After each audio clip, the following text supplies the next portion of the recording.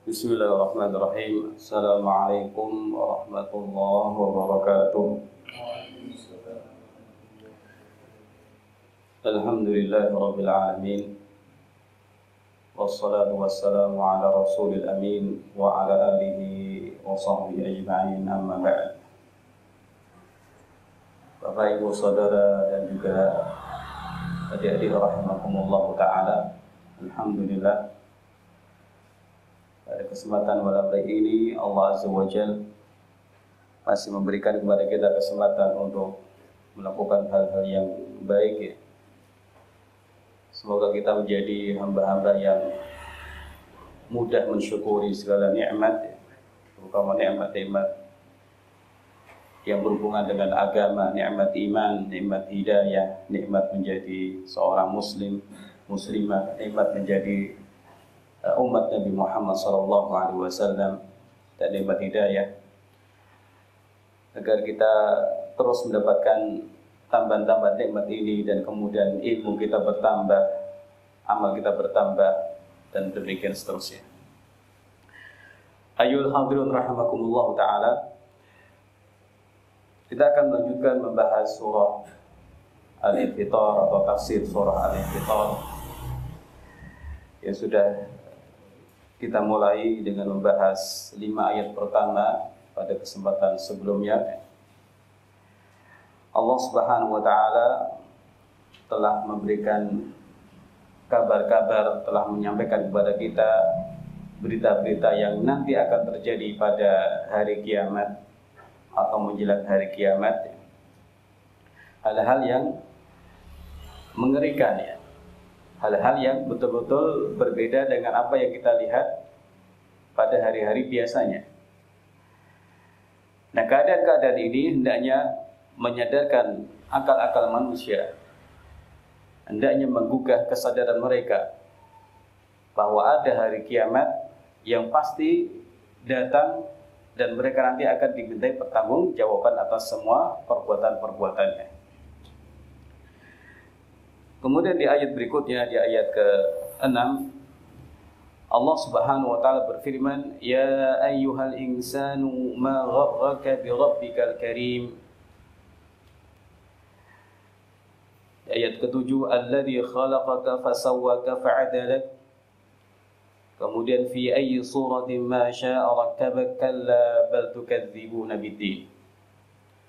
Wahai manusia, apa yang memperdayai dirimu dengan berdurhaka, dengan berbuat durhaka kepada Rabbmu yang Maha Pemurah, yang telah menciptakan engkau, menyempurnakan kejadian penciptaanmu, dan juga menyusun tubuhmu dengan seimbang dalam bentuk yang Allah kehendaki dia menyusun tubuhmu. Sekali-kali itu disebabkan oleh kalian mendustakan hari pembalasan. Ayyuhal hadirun rahimakumullah ta'ala. Pada ayat ke-6, Allah Subhanahu wa ta'ala berfirman, "Ya ayyuhal insanu ma gharraka bi rabbikal karim." Wahai manusia, apa yang memperdayai dirimu sehingga berbuat durhaka atau maksiat kepada Rabbmu yang Maha Pemurah. Di sini ada beberapa kata yang perlu kita fahami satu persatu ya. Ya ayyuhal insan, wahai manusia.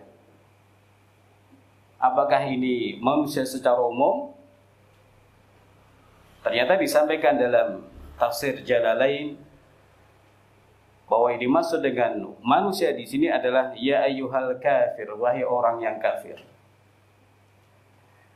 Demikian juga disampaikan dalam tafsir At-Tabari, wahai orang yang kafir, wahai manusia yang kafir. Apa yang menyebabkanmu terperdaya? Apa yang membuatmu tertipu? Jadi kata gharra artinya menipu atau memperdayai, sehingga seseorang punya pandangan keliru. Ada kelihatan dia pandang itu sesuatu bermanfaat padahal mendatangkan madarat.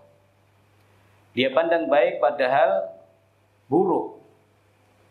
Dia pandang hak padahal batil. Ini makna gharra ya ghurru. menipu atau memperdayai, sehingga orang punya pandangan keliru terhadap masalah yang dia pandang ya. Bahaya tapi dianggap baik, kekufuran dianggap baik, kebatilan dianggap hak, dan lain sebagainya. Wahai manusia yang kafir, apa yang memperdayai dirimu sehingga berbuat durhaka kepada Rabb-mu yang Maha Pemurah? Di sini disampaikan apa yang memperdayai dirimu sehingga berbuat durhaka atau maksiat kepada Rabb-mu. Kata Rabb ya, semoga sudah dipahami dengan baik ya. Berhubungan dengan makna Allah itu pencipta yang mengatur segala urusan kita secara mutlak ya. Dan juga memberi apa saja yang kita butuhkan ya. Sehingga manusia itu betul-betul mendapatkan apa yang dibutuhkan di kehidupan dunia ini ya. Ini rububiyah yang umum ya. Disediakan makanan, disediakan oksigen, disediakan apa saja yang dibutuhkan manusia sehingga dia bisa hidup dengan baik di dunia ini. Allah juga dengan makna Rabb ini yang disebutkan dalam Al-Quran dalam banyak ayat ya, disampaikan Syekh Abdul Razak Al-Badr, lebih dari 500 ayat ya, yang memuat kata-kata Rabb. Apa yang memperdayai dirimu terhadap Rabb-mu ya? Penguasa yang mutlak kepada dirimu, menguasai urusanmu secara mutlak. Tidak adalah kebaikan kecuali datang dari Allah Azza wa Jalla. Tidaklah seseorang selamat kecuali dari Allah Subhanahu wa taala. Nah, kekuasaan Allah pada dirimu itu mutlak. Dari ujung kepala sampai ujung jari, semuanya dalam kekuasaan Allah Subhanahu wa taala. Nikmat yang Allah berikan, yang engkau dapatkan setiap hari, bahkan setiap saat, tidak lepas dari nikmat Allah Subhanahu wa taala.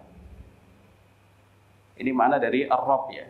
Apakah yang memperdayai dirimu sehingga berbuat durhaka atau maksiat kepada Rabb-mu, kepada Tuhanmu? Kemudian Al-Karim yang Maha Pemurah. Apa makna Al-Karim itu? Ikhwani wa akhwati fillah rahimahumullah ta'ala. Syekh Abdul Razak Al-Badr hafizahullah dalam kitab beliau Fiqhul Asma Al-Husna ya, menyampaikan makna yang banyak sekali yang disampaikan ulama tentang Al-Karim. Di antara maknanya adalah Al-Karim itu zat yang kebaikannya banyak, zat yang memberikan manfaat yang banyak, zat yang Al-Azim yang agung, zat yang memberikan hal-hal yang dibutuhkan manusia, zat yang memberikan kepada manusia tanpa mereka memintanya. Ini di antara makna Al-Karim. Nah, kalau kemudian kita kembali ke makna ayat ini ya, wahai manusia yang kafir, apa yang membuat engkau terperdaya sehingga berbuat durhaka kepada Rabb-mu yang Maha Pemurah, yang sudah memberikan kebaikan yang banyak sekali kepada engkau. Jadi ini suatu tahdid, kata Imam Ibnu Katsir rahimahullah. Suatu ancaman. Atau sebagian ulama menyebutkan ini suatu tanbih, sebagai pengingat.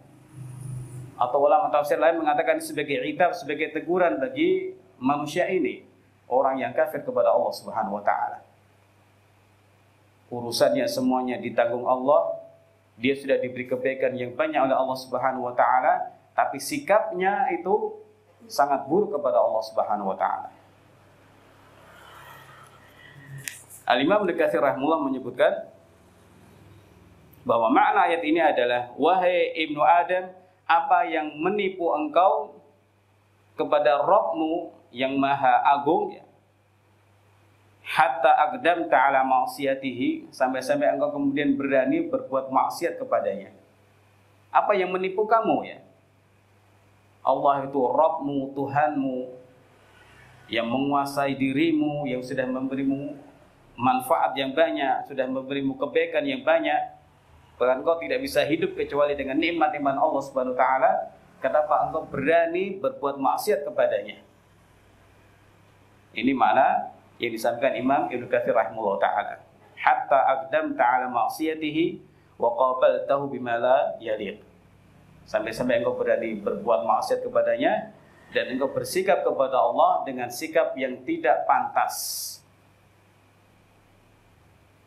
Sangat tidak pantas ya. Zat yang sudah memberikan kenikmatan ditentang. Zat yang sudah memberi kebaikan yang banyak tidak dipatuhi dan juga tidak disyukuri. Nah, ini di antara sifat orang-orang kafir yang semestinya dijauhi oleh orang muslim dan muslimah. Walaupun ini terarah kepada orang kafir, ya tentu ada pelajaran buat kita semua. Ini sifat-sifat mereka, maka jangan sampai kita bersifat seperti itu. Ikhwani wa akhwati fillah rahimakumullah ta'ala. Ya ayyuhal insanu ma gharraka bi rabbikal karim. Wahai manusia, apa yang memperdaya dirimu sehingga engkau durhaka kepada Rabbmu yang Maha Pemurah? Di sini Al-Imam Ibnu Katsir rahimahullah menyampaikan beberapa keterangan ulama ya, yang membuat seseorang itu tertipu, yang memperdayai manusia sehingga kemudian bersikap buruk kepada Allah Azza wa Jalla adalah jahluhu, kebodohan dia. Kemudian ada lagi keterangan yang membuat dia tertipu adalah hadal adu asyaitan, musuh ini yaitu asyaitan. Nah, dalam Al-Quran Allah sebut bahwa asyaitan itu sebagai al-ghurur,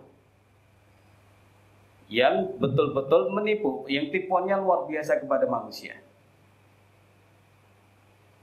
Dia bisa membisik-bisiki manusia agar kufur kepada Allah dengan alasan-alasan yang mungkin nanti diterima oleh akal orang yang keliru. Berbuat maksiat, melakukan riba dan lain sebagainya, yang kemudian manusia itu bisa membela diri. Oh, ini tidak apa-apa. Riba itu sama dengan jual beli. Atau sebagian orang zaman sekarang, semua makhluk itu ciptaan Allah, berarti jangan kita beda-bedakan. Ini di antara tazin atau tipuan yang disampaikan syaitan kepada sebagian manusia, sehingga dianggap bahwa orang kafir itu ya sama dengan orang mukmin. Orang yang tidak menyembah Allah sama dengan orang yang menyembah Allah. Tentu tidak sama ini. Tapi kenapa ada orang mengatakan demikian? Karena tipuan dari syaitan. Ayyuhal hadirun rahimakumullah ta'ala. Ya ayyuhal insanu ma gharraka bi rabbikal karim. Wahai manusia, apa yang memperdaya dirimu sehingga engkau berbuat durhaka kepada Rabbmu yang Maha Pemurah?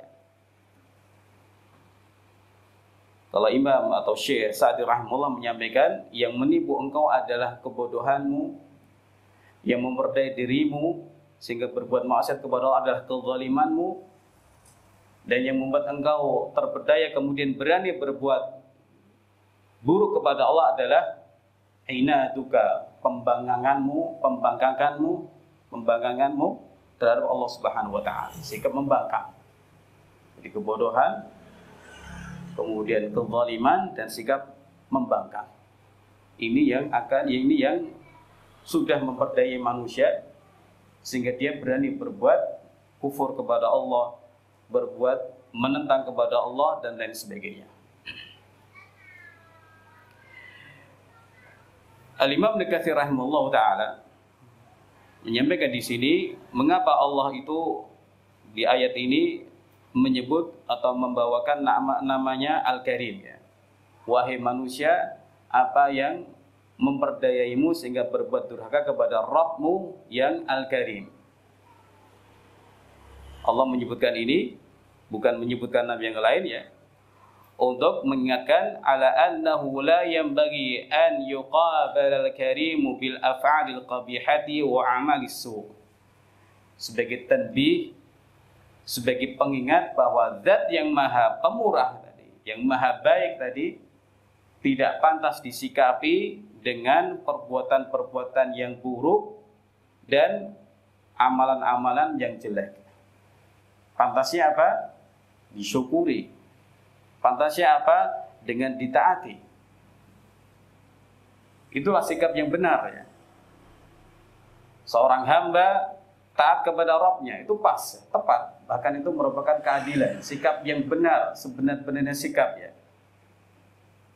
Kalau kita mendapatkan kebaikan dari orang lain ya, apa yang harus kita lakukan? Berterima kasih. Padahal kebaikannya mungkin tidak seberapa. Apalagi kalau kebaikan orang lain kepada kita tambah banyak, maka kita harus betul-betul berterima kasih, mengingat-ingat kebaikan orang tersebut. Dan biasanya orang seperti ini akan mudah manut atau patuh kepada orang itu. Karena apa? Kebaikan orang itu kepada dia banyak. Nah sekarang bagaimana dengan Allah Subhanahu wa ta'ala yang kebaikannya kepada kita tidak pernah putus sedikit pun, sedetik pun ya. Bahkan kebaikan Allah berikan kepada siapa saja ya.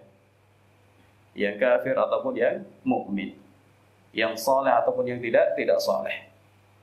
Kebaikan yang tidak pernah putus, maka sebaiknya atau sepantasnya seseorang itu bersikap kepada Allah dengan sikap yang tepat, yang benar, yaitu bersyukur kepada Allah Subhanahu wa ta'ala dan taat kepadanya.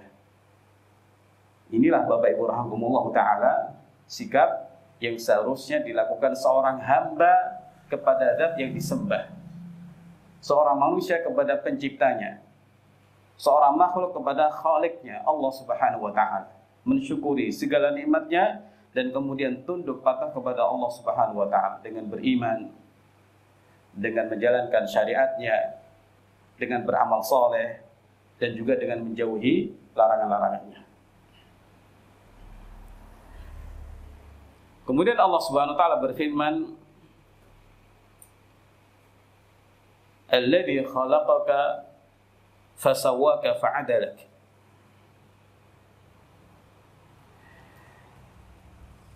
Di sini Allah Subhanahu wa ta'ala mengingatkan kembali tentang nikmat-nikmat yang sudah Allah berikan kepada manusia. Kepada manusia yang kafir dan juga kepada hamba-hambanya secara umumnya. Dialah zat yang sudah menciptakanmu, wahai manusia. Sebelumnya engkau tidak ada, kemudian Allah ciptakan engkau.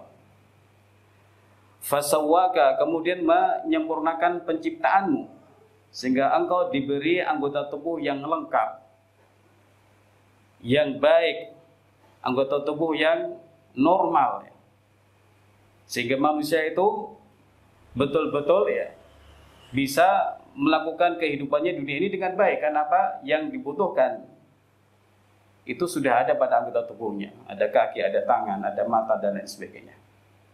Allah sudah menyempurnakan penciptaan dirimu. Dan memang ikhwani wa akhwati fillah rahimakumullah ta'ala, manusia itu adalah makhluk yang Allah ciptakan dengan keadaan yang terbaik. Laqad khalaqnal insana fi ahsani taqwim. Sungguh kami sudah menciptakan manusia dalam bentuk yang terbaik. Alladzi khalaqaka fasawwaka fa'adala. Dialah Allah, dialah yang sudah menciptakan engkau, menyempurnakan penciptaanmu dan juga menjadikan tubuhmu itu seimbang. Di dalam tafsir Jalalain disebutkan fa'adalak itu artinya apa? Menjadikan anggota tubuhmu itu seimbang ya. Tangan ya sama-sama, panjangnya sama. Secara umum demikian. Tangan, kaki juga demikian. Panjangnya sama, tangan panjangnya sama, kaki juga panjangnya sama. Telinga juga sama. Mata juga sama. Secara umum demikian. Ini nikmat-nikmat yang Allah berikan kepada manusia. Ciptaan kita baik, bentuk kita bentuk yang terbaik. Nah, dalam tafsir yang lain, fa'adalak artinya Allah Subhanahu wa ta'ala menjadikan engkau itu makhluk yang berjalan dengan tegak di atas dua kaki. Tidak seperti makhluk-makhluk yang lain yang berjalan di atas 4 kaki atau di atas perutnya seperti ular atau yang disebut kaki 1000 misalnya. Alhamdulillah Allah Subhanahu wa ta'ala ciptakan kita dalam keadaan seperti ini. Tubuh berdiri tegak. Ada nggak makhluk yang seperti ini? Ya, ada apa tidak? yang berdiri, yang berjalan dengan berdiri tegak seperti manusia. Tidak ada. Kalau ada orang mengatakan bahwa manusia itu nenek moyangnya itu monyet dan seterusnya, akal sehat mendustakan, realita juga mendustakan, syariat juga mendustakan itu. Nggak mungkin ya. Sejak zaman dahulu sampai sekarang monyet ya jalannya bagaimana? Ya dengan empat apa? Dengan 2 kaki dan 2 tangan itu ya. Allah Subhanahu wa taala sudah memberikan kenikmatan ini ya. Kenikmatan tubuh yang baik, fisik yang seimbang, semuanya yang kita butuhkan itu sudah dikondisikan Allah Subhanahu wa taala, sehingga seringkali disampaikan di majelis ya. Kita itu ya tidak merasa butuh dengan lebih dari 5 jari. Manusia juga tidak merasa butuh 3 kaki atau 2 tangan atau lebih dari 2 mata, tidak butuh itu. Ini adalah sesuatu yang memang sudah Allah Ta'ala kondisikan. Inilah yang kita butuhkan. Mata cukup 2, tangan juga 2 dengan 5 jari, demikian juga kaki dengan fungsi yang macam-macam ya. Nah ini diantara hal yang Allah berikan kepada manusia, keistimewaan dan karunia yang Allah berikan kepada manusia. Alladzi khalaqaka fasawwaka fa'adalak. Ja'alaka sawiyan, menjadikan engkau itu lurus, mu'tadila, al-qamah, dengan tegak, fi ahsanil hayati wal ashkal, dalam bentuk dan penampilan yang terbaik, kata Imam Ibnu Katsir rahimahullah ta'ala. Maka mari kita syukuri. Kita syukuri nikmat tubuh ini, nikmat anggota tubuh ini, nikmat apa yang ada dalam tubuh ini. Termasuk juga nikmat-nikmat yang Allah adakan di dalam tubuh kita ini, yang sudah bekerja tanpa kita minta, tanpa kita gerakkan.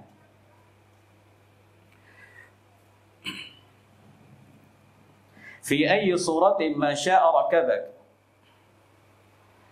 Dalam bentuk apa saja yang Allah kehendaki, Dia menyusun tubuhmu. Ikhwani wa akhwati fillah rahimakumullah ta'ala. Di sini Allah Subhanahu wa taala sudah menyampaikan atau masih menyampaikan tentang kenikmatan berupa penciptaan kita ini ya. Allah Subhanahu wa taala dengan kekuasaannya menciptakan kita dalam bentuk apa saja yang Allah kehendaki. Disebutkan sebagian ulama tafsir ya, wajah kita atau bentuk kita ini kadang mirip dengan ayah, kadang mirip dengan ibu, kadang mirip dengan kakek, dan begitu seterusnya. Demikian juga warna kulit ya, kadang ikut ibunya, kadang ikut bapaknya. Atau kadang-kadang manusia itu bingung, ini kok anak ini kok tidak mirip dengan bapak ibunya, ternyata mirip dengan mbah-mbahnya yang sudah lama, sudah meninggal gitu ya. Ini diantara kekuasaan Allah Subhanahu wa taala, sehingga sebagian ulama menyebutkan bahwa perbedaan wajah yang ada pada manusia itu termasuk tanda-tanda kekuasaan Allah Subhanahu wa taala. Berbeda dengan wajah-wajah pada bangsa hewan, podo kabeh gitu ya. Singa ya begitu semua wajahnya. Kucing ya seperti itu wajahnya. Sementara manusia Allah Ta'ala berikan keistimewaan ya, sehingga mudah dikenali dan lain sebagainya. Fi ayyi suratin ma syaa rakabak, pada bentuk apa saja yang Allah kehendaki, Dia itu menyusun tubuh kita. Nah, Syekh Sa'di rahimahullah ta'ala menyampaikan suatu peringatan ya. Allah Subhanahu wa taala itu mampu ya menciptakan manusia dalam bentuk hewan. Karena Allah itu Maha Kuasa untuk melakukan apa saja, tapi Allah tidak menghendaki itu. Justru Allah Subhanahu wa taala menciptakan manusia dalam bentuk yang terbaik, dengan wajah yang baik, dalam kondisi yang baik, agar manusia bersyukur kepada Allah Subhanahu wa taala dan kemudian tunduk patuh kepada Allah Subhanahu wa taala. Jadi di sini ikhwani wa akhwati fillah rahimakumullah taala, kita diingatkan dengan nikmat Allah dan juga kekuasaan Allah dan tanda-tanda kekuasaan Allah Subhanahu wa taala yang ada pada tubuh kita, yang ada pada penciptaan diri kita ini. Supaya kita beda dengan orang kafir. Supaya kita beda dengan orang-orang yang kufur kepada Allah Subhanahu wa taala. Nah, ini diantara makna atau manfaat disebutkannya sifat-sifat orang kafir atau sifat-sifat orang munafik atau sifat-sifat orang yang membangkang kepada Allah Subhanahu wa taala agar kita menjauhi sifat-sifat mereka. Fi ayyi suratin ma syaa'a rakkabak, dalam bentuk apa saja yang Allah kehendaki Allah akan menyusun tubuh engkau. Ayyuhal hadirun rahimakumullah ta'ala. Wa qawluhu kalla bal tukadzibuna biddin. Sekali-kali tidak, bahkan kalian itu mendustakan ad-din, yaitu hari pembalasan. Ini berhubungan dengan judul atau tema kajian kita, akibat mendustakan hari pembalasan. Nah, inti sebab atau sebab utama orang-orang yang kafir itu melakukan kekufuran, melakukan berbagai macam pembangkangan, berbagai macam maksiat di muka bumi ini, atau dalam bahasa agama melakukan kerusakan-kerusakan di muka bumi ini, sebab utamanya adalah at-takdzib, berdusta atau mendustakan hari pembalasan. Kata Imam Ibnu Katsir rahimahullah ta'ala, yang artinya bahwa sesungguhnya yang menyeret kalian, yang mendorong kalian untuk bersikap buruk kepada Allah Al-Karim dan kemudian membalas kebaikan Allah dengan maksiat-maksiat itu adalah takdzibun fi qulubikum bil ma'adi wal jazai wal hisab. Sebab utamanya apa? Takdzib, pendustaan yang ada dalam hati kalian. Mendustakan dengan hati kalian terhadap apa? Terhadap hari kembali pada hari akhirat nanti. Semua manusia akan dikembalikan, akan diciptakan kembali untuk mempertanggungjawabkan semua perbuatannya. Wal jaza, karena kalian mendustakan hari pembalasan. Ketika orang itu tidak beriman kepada hari akhir, ya, hari pembalasan, maka dia akan mudah sekali berbuat keburukan-keburukan di dunia ini. Karena apa? Dia tidak yakin adanya hari pembalasan. Wal hisabi, dan hari perhitungan amal. Jadi ini sebabnya yang utama, ikhwani wa akhwati fillah rahimakumullah, kenapa orang itu melakukan perbuatan-perbuatan buruk dengan seluruh jenisnya, ya. Mendustakan hari pembalasan, hari kembali, hari kebangkitan, hari perhitungan amal.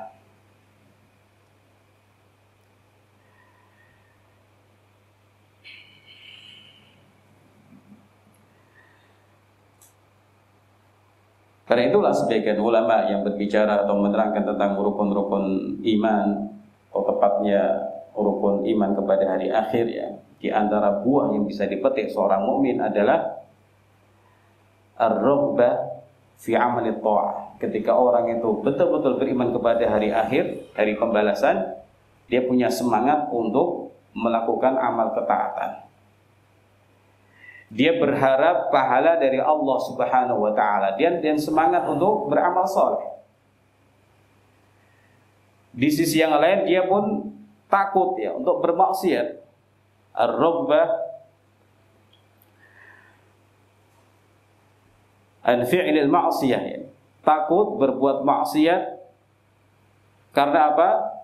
Karena dia yakin nanti akan diancam dengan hukuman dari Allah Subhanahu wa taala. Ini diantara manfaat orang beriman kepada hari kiamat atau hari pembalasan. Jadi hari kiamat memang punya banyak nama, ya. Di antara hari Yaumiddin, hari pembalasan, hari kiamat dan lain sebagainya.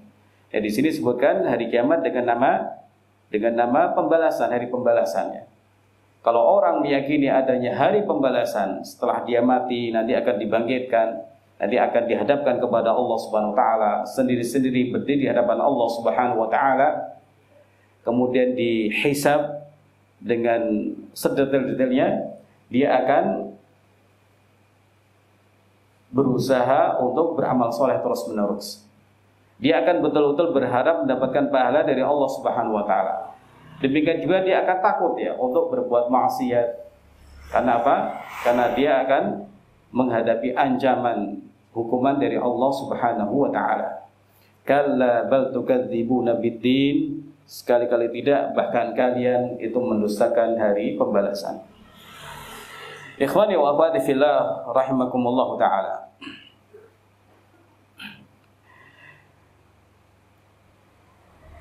Jadi orang-orang yang kafir ini, mereka adalah orang-orang yang mendustakan hari pembalasan, dan ini menjadi sebab utama mereka melakukan perbuatan-perbuatan buruk di dunia ini. Bahkan mereka memandang perbuatan buruk mereka ini suatu kebaikan ya, suatu kebaikan. Nah, walaupun ini merupakan pembicaraan tentang orang kafir, tentang sifat-sifat orang kafir, tapi semestinya seorang mukmin dan mukminah, muslim-muslimah mengambil pelajaran dari beberapa ayat ini ya, yaitu menjauhkan dirinya dari sifat-sifat orang kafir yang Allah sebutkan di sini. Dan kemudian terus-menerus ya, menanamkan iman kepada hari akhir dan hari pembalasan dengan sebaik-baiknya di hati dia ya. Hari akhir itu ada, hari kiamat itu ada, hari pembalasan itu ada ya. Semua ini adalah berhubungan dengan hari kiamat, tapi disebutkan satu persatu dengan nama-namanya ya, supaya apa? Kita tambah faham ya, tambah menghayati bahwa nama-nama hari kiamat ini ya disebutkan Allah dengan banyak untuk menyebutkan apa? Kejadian-kejadian yang ada pada hari kiamat nanti ya. Hari kiamat ya, manusia akan berdiri. Hari pembalasan, manusia akan menghadapi pembalasan ya. Hari perhitungan amal, hari yang suaranya menggelegar dan lain sebagainya ya. Nah, seorang mukmin hendaknya apa? Terus-menerus ya, menanamkan keimanan secara umum dengan baik, dan iman kepada hari akhir secara khusus ya. Karena kita sering bahas masalah ini ya, mari kita tanamkan keimanan kepada hari akhir dengan sebaik-baiknya. Kenapa? Buahnya itu akan sangat-sangat berharga bagi kehidupan kita ya. Manusia akan terus berbuat baik sebisa mungkin ya, dimanapun dia berada akan berbuat baik, dan dia akan sebisa mungkin berusaha menghindari berbuat buruk ya, entah dengan lisannya, dengan matanya, dengan tangannya, atau dengan kakinya, atau yang lain sebagainya. Kenapa? Dia faham dan yakin semua ada balasannya. Yang baik ada balasannya, yang buruk juga ada balasannya. Semuanya juga tercatat ya. Sehingga manusia tidak bisa mengelak dari perbuatan-perbuatan buruk yang pernah dilakukan di muka bumi ini. Walaupun dia lakukan dengan sembunyi-sembunyi, atau dia rencanakan dengan sembunyi-sembunyi, atau tidak ada orang yang mengetahuinya, tapi semuanya itu akan tercatat ya.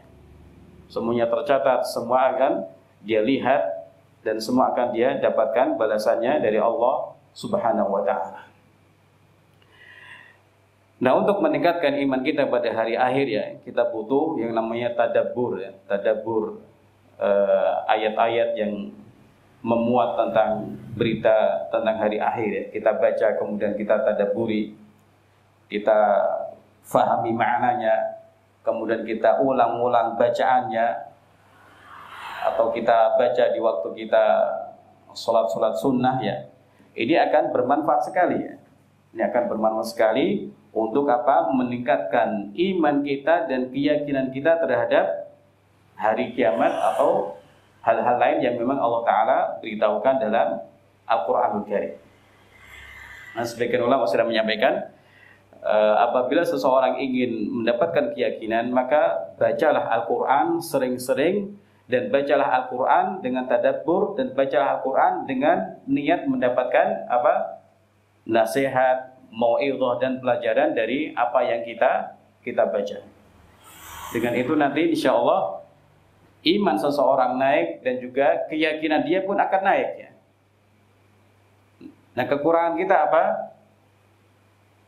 Tadabbur ini kurang kita lakukan. Memahami ayat kurang kita lakukan.